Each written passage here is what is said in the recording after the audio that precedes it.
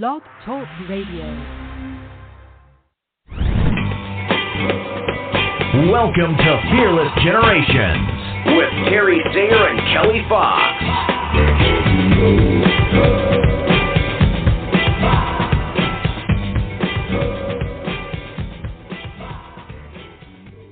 Hello, and welcome to Fearless Generations, 12 Steps to Freedom. This is Kelly Fox, and it is a new month, and so a new step. Tonight is Step 10. It is Introduction Night, and we will be talking all things trust.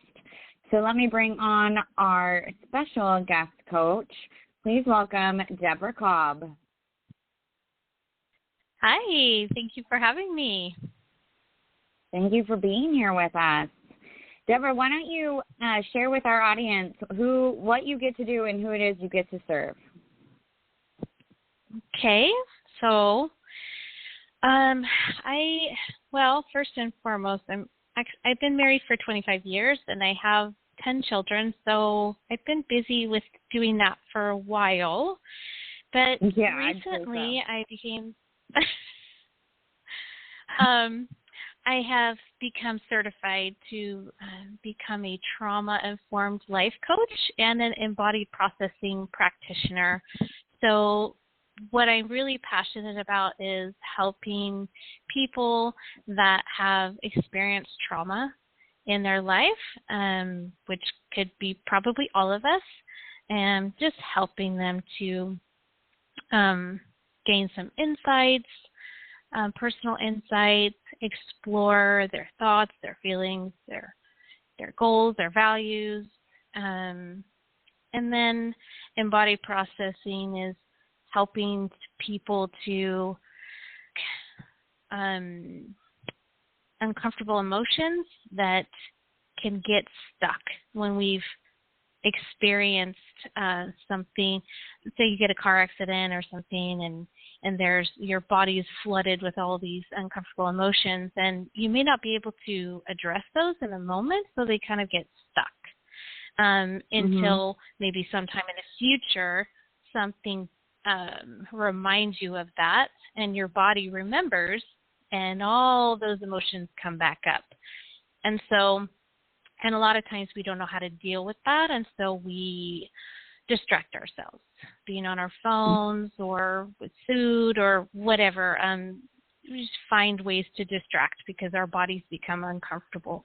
So embodied processing is a way to safely address those uncomfortable feelings that are coming up in the body so that you can feel more safe being in the present with your body and not opposed to trying to escape from that all the time. That sounds awesome. I haven't heard of that modality before. Yeah. Very rewarding. I enjoy it very much. Awesome. Well, also let me welcome my co-host, Terry Sayer. How are you doing tonight? I'm doing well. I'm very happy to be here with you and with Deborah.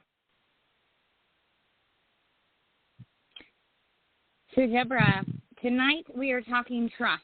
So, what does trust mean to you? Okay, so I think that's a great question. I think there's a lot of definitions of trust. And what was coming up for me today was that trust is a choice. And we build trust as we choose to trust. So trust means that you're choosing to depend on yourself, or as Terry says, I'm God girl. So you can choose to depend on God or others to protect your welfare. Like, what is it that's in your best interest? And so when we choose to trust ourselves or God or others who are trustworthy, we feel safe. So physically safe, emotionally safe, spiritually safe, safe in all aspects. So I can give an example. So if I start to feel nervous as I'm talking to someone because they're being critical or rude somehow, how can I trust myself?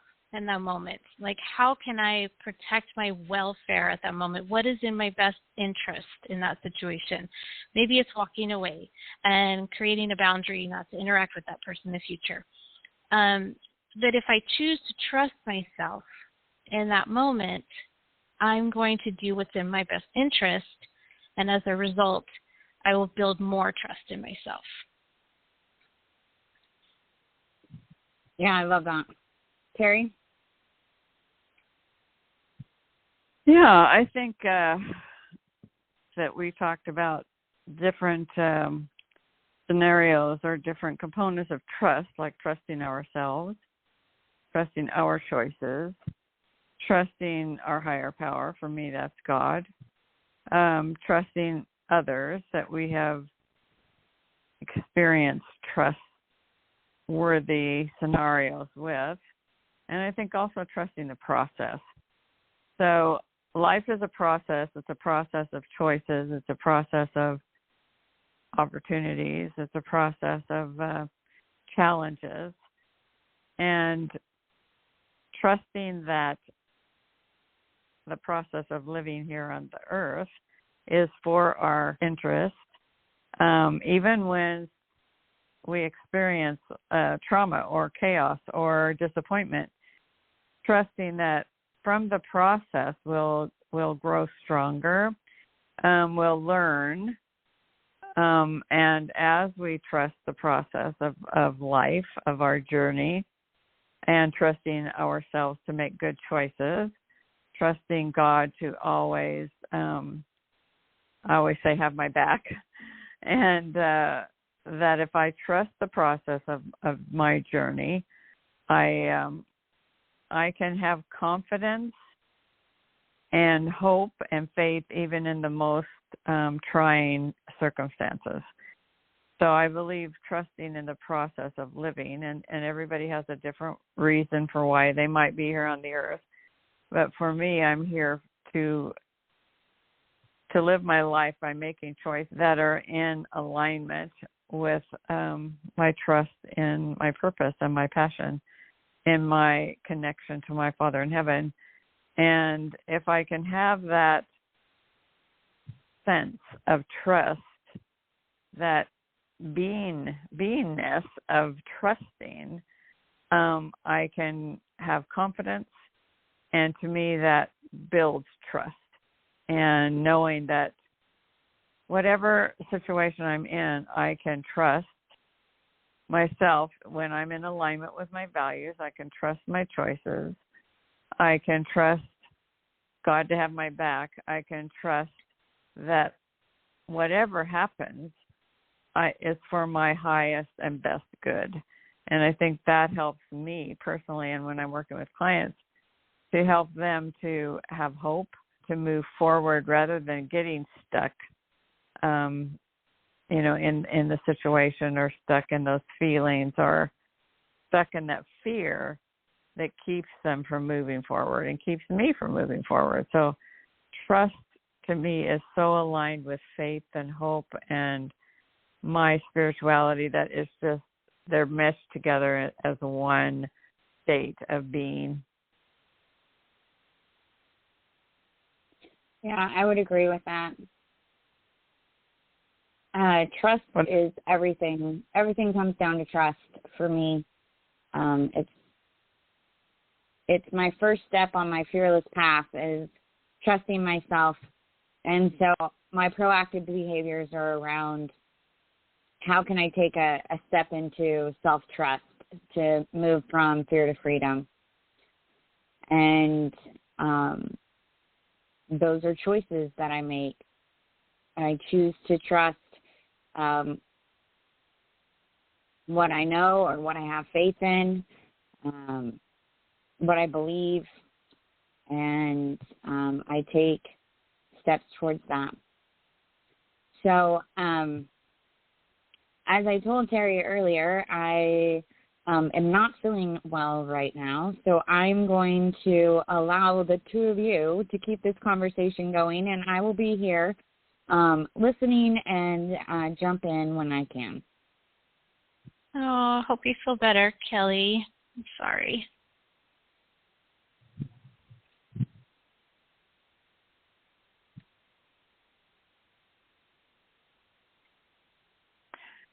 So is there so I guess that means I better ask a question.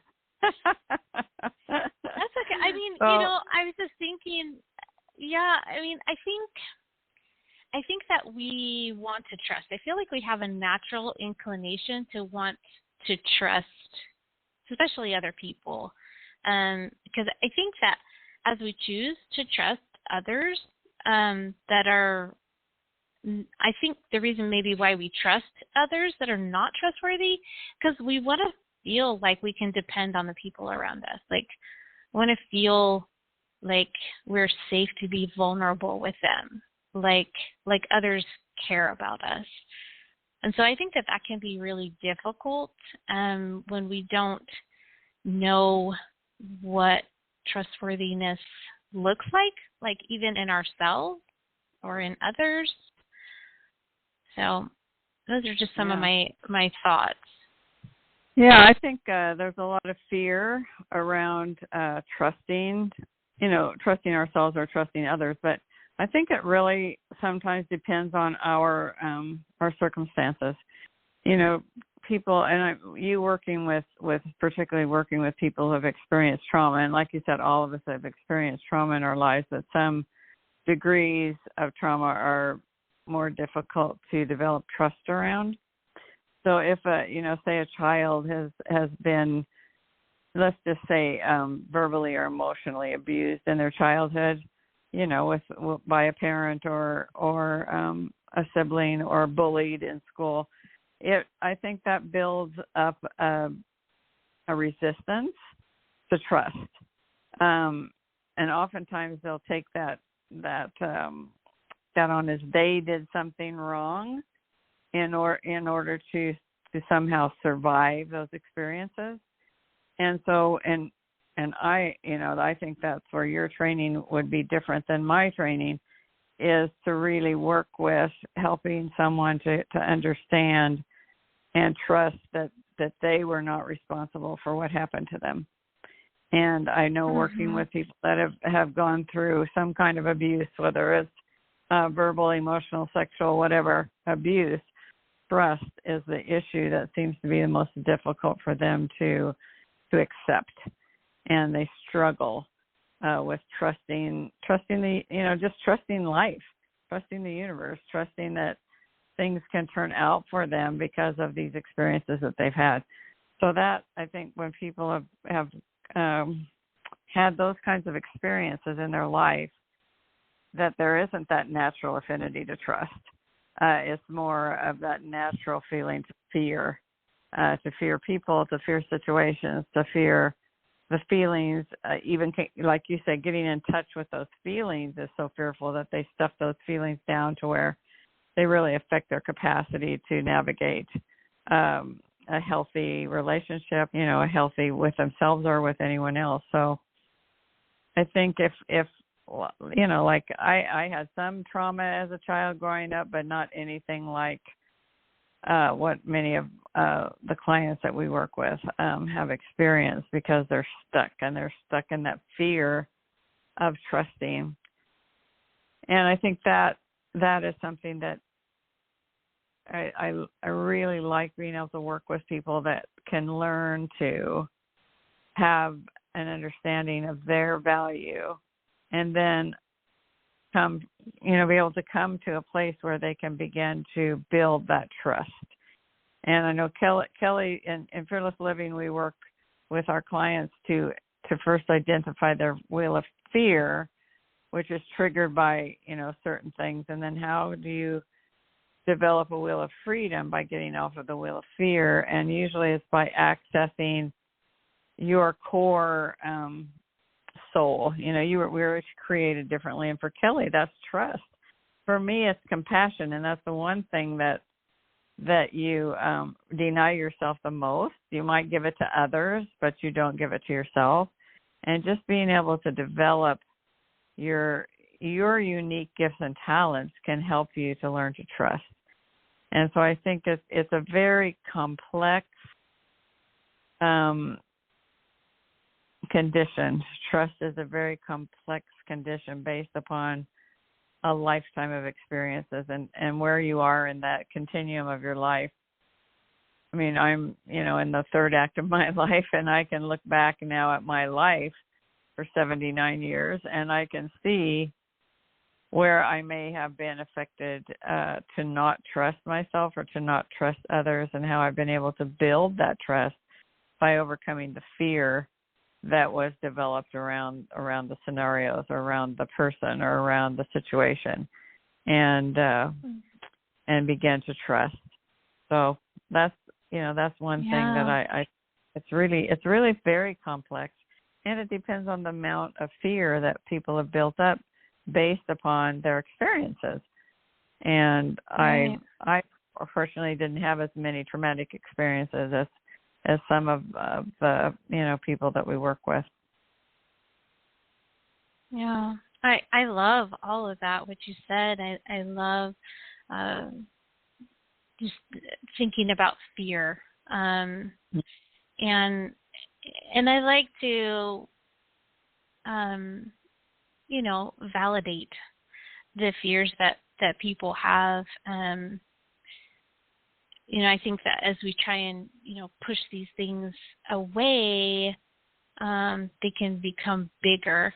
So I think that we can, in order to open that door to freedom, as you were talking about, sometimes that fear needs to be heard. Like, okay, if that fear had a voice, like, tell me, what would it say? And, exploring that. And it's like, oh, okay, now that I've been heard, now I can move on to this freedom I've been looking for. So, I totally get that. And, I think I've had a lot of trouble personally choosing to trust myself. And therefore it's been a process to trust God and trust other people. And I'm still working on building that trust in myself. And the reason why I've struggled is because I've had a lot of experiences with abuse and gaslighting and deception. And so it's difficult for me to see the truth of like reality. So it's like I learned to question myself, because it's like I would feel a certain way, or I'd see something or hear something, and then I would get told that didn't happen. There's no reason for you to feel that way. And so I learned to ignore what I was feeling, and I really lost connection with myself. And I didn't feel safe with myself. There was a lot of self-betrayal. I was making a lot of choices that I was doing things I really didn't want to do because I didn't listen to what my body was trying to communicate. And there's a lot of confusion. And so it's been a process to learn what it looks like to trust myself, and then what it looks like to trust God, and what it looks like to trust other people. Yeah. So, and in that journey, you're also learning to trust the process. And I think that fear, that's one thing we talk about a lot in Fearless Living, actually is very important in our lives. There's physical fear and there's emotional fear. And our body doesn't know the difference. So these emotional fears that we've developed because of trauma, because of experiences, because of, the conditions we've lived in, because of the circumstances around us, fear keeps us safe from walking in front of a car, from putting our hand on a hot stove, from, walking into an alley. I mean, that fear, that physical fear is what keeps us safe. And that's fear's responsibility, is to keep us safe. The only thing is, it doesn't know the difference between when we're physically in danger and when we're emotionally in danger. And so we really have to make friends with fear. It's not our enemy. And so I may have this picture that I got in my mind, that understanding what fear is and what its role is, and whether it's physical or emotional, I can actually hold fear's hand, and we can be partners as we go through life. And so I see myself walking down this road with cypress trees on either side, these tall trees, and fear and I are just skipping down the road, and it's guiding me. And as long as I know the difference, when it is something that's going to hurt me physically or emotionally, I can make a choice not to be involved in that.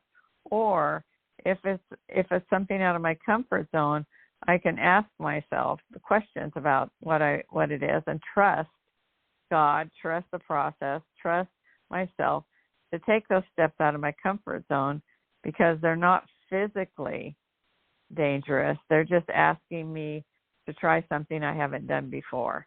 And if we're just going to shift a little bit at a time, we can grow, because if we don't get out of our comfort zone, we don't grow. We just stay stagnant, right. So it's that overcoming that fear, breaking through that emotional fear that says, no, you can't go to, you can't go to that school, or you can't go to college, because remember when you were in second grade and the teacher made fun of you or whatever? Oh, I don't want to ever, your fear says you don't ever want to feel that again. So don't put yourself into a situation where you don't know the answer, and then you're going to have that, same experience or whatever. I mean, just trying to make a benign example that, fear doesn't want us to feel that way again. So if we've been in a situation with our family where, we've been belittled, or we've been told to be quiet all the time, or we've told we're too much, or we're told that didn't happen to us, that we're making that up. And we get into a situation that's similar, but not the same. But fear will say, oh, don't do that. Don't go there, because you're going to have that feeling again, and you don't want to have that feeling. So it's a very much of you're asking yourself why. You're trying to get to that, like you said, get to those feelings that you stuffed down, and take it. So I'm trusting that this isn't the same. Fear's telling me it's the same, but it's not. And then, moving forward. So fear is our friend, yet it can keep us from trusting ourselves to take any chance going into the unknown. Yeah, I love that. Recently I realized that, I've spent a lot of time. It's like, oh, I'm feeling scared. Okay. And I spend a lot of time listening to that emotional part of my brain. And that's good, because I did do that for a very long time. So it's kind of like that was on overdrive for a while. Yeah. And then I started to feel like, okay, now that I can trust myself to listen to those emotions that are coming up, because they're trying to communicate something to me. And I need to listen. It's important for me to listen. And then I can say, okay, but there's also this other part of my brain, it's kind of like this logical part of my brain, and it can help me to remember, okay, what is the evidence that I'm seeing here? Like, what do I know? And then, part for me is for sure asking God, okay, so this is what I'm experiencing. This is the emotions I'm feeling. This is what I'm thinking. Is there a real threat here? Like, can you help me to have some truth so I know what choices I need to make for myself that's in my best interest? And so I feel like it's like in there is trusting myself, trusting and appreciating the way that my brain was designed to work, and then trusting God in that too. Yeah. So. Yeah, I like that process of digging deeper, into our soul to remember. I mean, we can remember, and then does this empower me to be afraid of this situation? Is it the same? Is it true, or am I making it up? And then, taking we like to call them stretches or baby steps towards this new behavior, towards this new situation, towards this new relationship. And then, then asking ourselves, well, did that empower me, or did that disempower me? Did that hurt me emotionally? Did it not hurt? And then taking another little stretch until we're actually taking risks, and we've got that process to do that, and keep ourselves safe, because clarity and safety are so important to our well-being when we're getting out of our comfort zone. Mm-hmm. We're running out of time, ladies. Yeah. Okay. So I don't know if we'll have time to. There was some things that I've learned to look for to know if another person is trustworthy. And I probably don't have time to go into all of them, but it's I look for humility. If someone's acting prideful, I usually don't feel safe with them. They don't usually have my best, my welfare in their interest. And so transparency, being honest about what they're thinking, feeling, doing, wanting, all of that. And then vulnerability. If someone is being vulnerable with you and trusting you with that information about them, that makes it easier for you to feel like you can be vulnerable with them. And then empathy, which is when you do choose to be vulnerable with them, then they show understanding and compassion and validation. And then seeing all of those consistently is really helpful to feel safe with that person and feel like you can trust them. So those you can actually apply a lot of those to trusting yourself as well. Like you talked about, Terry, like showing compassion for yourself. Are you honest with yourself about what's going on with you, and do you give yourself that compassion consistently? So those are really good indicators, both for your trusting yourself as well as trusting others, because I always feel like I have this sixth sense, which is, I believe that's my intuition that I receive from, I say, the Holy Spirit. And I really pay attention to that intuition, to that sixth sense that helps me to make those judgments about my safety, and about whether I can trust the person or not. And I mean, there's many times not many times, but there's been times in my life when I've trusted someone and they have not been trustworthy. And that can really shut you down from one, and your fear will remember that. It'll remember, and it'll say, don't you trust anybody, because remember when that happened? And a couple of things in my life that I still struggle with because of situations where I ended up trusting someone, and it was, a big loss to me and to a lot of people that trusted me because I trusted this other person, So it can be very complex in moving forward, but I know we're just about out of time. So Deborah, tell our listeners, and if you'll post this in our Facebook page as well, how they can get a hold of you so that they could, benefit from your expertise and work with you. Okay, great. So if you want a copy of those 6 aspects of how to recognize a trustworthy person, if you have questions, want to know more about what I do, you want to book a free coaching or embodied processing session, or I also do some pregnancy and infant loss support groups, you can email me at cocreatordeb@gmail.com. I have a website, cocreatordeb.org. I'm on Facebook and Instagram, and I also just recently started a podcast called Finding Miracles Podcast. It's on Apple Podcasts, Spotify, and YouTube. Great. So be sure and put that information on our Facebook group so people can have a one-click to get to you. And our Facebook group is called Being Fearless at Any Age with Fearless Generations. Well, is that right, so much Kelly? for having me. Are you still there, Kel? Maybe. I think she's not. She might have. That's her. I'll have to call her and see what's going on. Anyway, thank you for joining us. We hope you'll join us again, and we'll be sure to tune into your podcast. It'd be great. So thank you, everyone, for listening. Yeah, remember, Fearless Living is developed from Rhonda Britton, and you can find all about her at rhondabritton.org. So Good night and be fearless. Bye-bye.